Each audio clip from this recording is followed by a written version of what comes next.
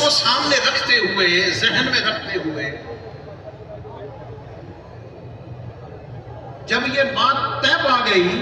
قرآن پاک کی آیت میں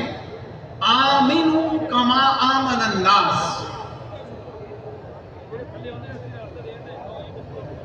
عقیدہ اور عمل وہ سچا سچا ہوگا،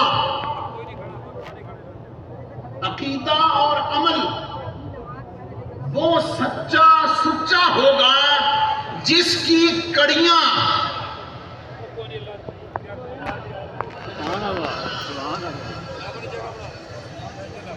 جس کا سلسلہ، جس کا رابطہ اور کنیکشن بغیر کٹے ہوئے جو ہے عقیدہ نظریہ وہ قبول ہے، وہ صحیح ہے کہ جو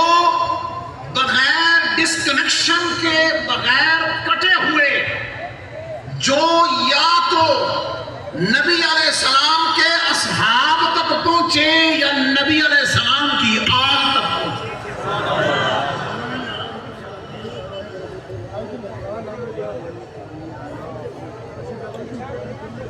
کچھ تفصیل چھوڑتے ہوئے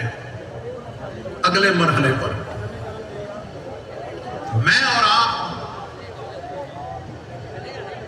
اور اس خطہ بر صغیر، اور جب میں بر صغیر کہہ رہا ہوں نا اس سے مراد پاکستان صرف نہیں، پورا ہندوستان، آج کا بنگلہ دیش، آج کا نیپال، آج کا افغانستان کا کچھ حصہ، چین کا، یہ پورا ذہن میں رکھتے ہوئے خطہ بر صغیر جہاں سے میرا بھی تعلق ہے، آپ کا بھی ہے، جس نسبت سے اب ہم پاکستانی کہلواتے ہیں، ہماری جو آئیڈینٹیفیکیشن ہے پاکستانی کی حیثیت سے، وہ انڈین ہوں تو بھی مسلمان ہمارے بھائی، بنگالی ہوں مسلمان ہمارے بھائی، افغانی ہوں مسلمان ہمارے بھائی، نیپالن ہوں تو وہ بھی مسلمان اور ہمارے بھائی۔ اس خطہ بر صغیر میں یہ طے شدہ بات ہے کہ دین اسلام پہنچا، دین اسلام ہے، لیکن یہ کلیئر بات ہے کہ نبی کریم صلی اللہ علیہ وسلم آپ خاتم النبیین، آپ کے اسی پیغام نبوت کو لے کر،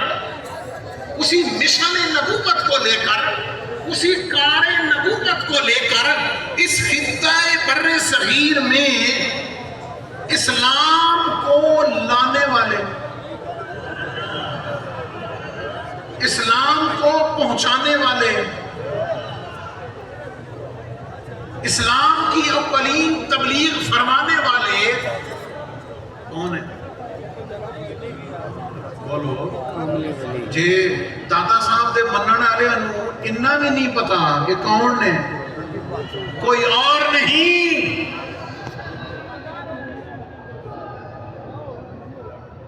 کوئی اور نہیں، یہ طے شدہ بات ہے کہ یہ فیضان، یہ نور، یہ پیغام اسلام اس خطہ بر صغیر میں پہنچا ہے، جن پاک ہستیوں کے ذریعے سے ہم سب کی عظمتوں کو سلام کرتے ہیں۔ حضور فیض عالم سے پہلے بھی مسلمان موجود ہیں چیدہ، لیکن اسلام کے جھنڈے کو جس عظمت کے ساتھ اس خطہ بر صغیر میں جس ہستی نے گاڑا ہے اسے کوئی اور نہیں، اسے داتا علی حجویری کہتے ہیں۔